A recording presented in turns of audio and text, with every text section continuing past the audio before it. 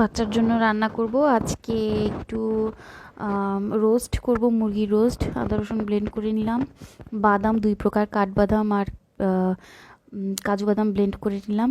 আমি আজকে মুরগিটা ভাজবো না, এভাবেই রোস্ট করব। পাশের চুলায় আমি অবশ্য পোলাও বসিয়ে দিয়েছি, আজকে একটু রোস্ট করব আর পোলাও রান্না করব বেবির জন্য। তো পাশের চুলায় রোস্ট একটু হালকা পরিমাণে আদা রসুন দিয়ে বসিয়ে দিচ্ছি। তো যেই তেলে বেরেস্তা করেছি সেই তেলেই আমি আবার পেঁয়াজ মরিচ দিয়ে দিচ্ছি রোস্টের জন্য। গরম মশলা দিয়ে দিলাম, এলাচ আর কাঠ, আদা রসুন দিয়ে দিচ্ছি। এটা ভালো করে কষিয়ে নিব। তো মাঝে মাঝে বাচ্চাদের জন্য এরকম স্পেশাল রান্না করতে হয়, একটু অল্প পরিমাণে লবণ দিয়ে দিলাম। আর ওই পাশে আমার পোলাও হচ্ছে। তো যাই হোক, এখন দিয়ে দিচ্ছি মুরগিগুলো, তারপর অল্প পানি দিয়ে কিছুক্ষণ কষিয়ে নিব মুরগিগুলোকে।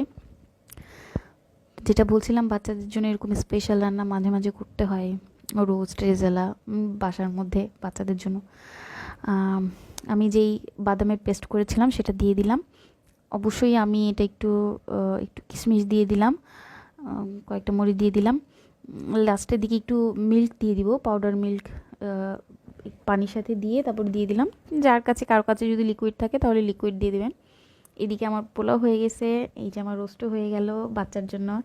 Please like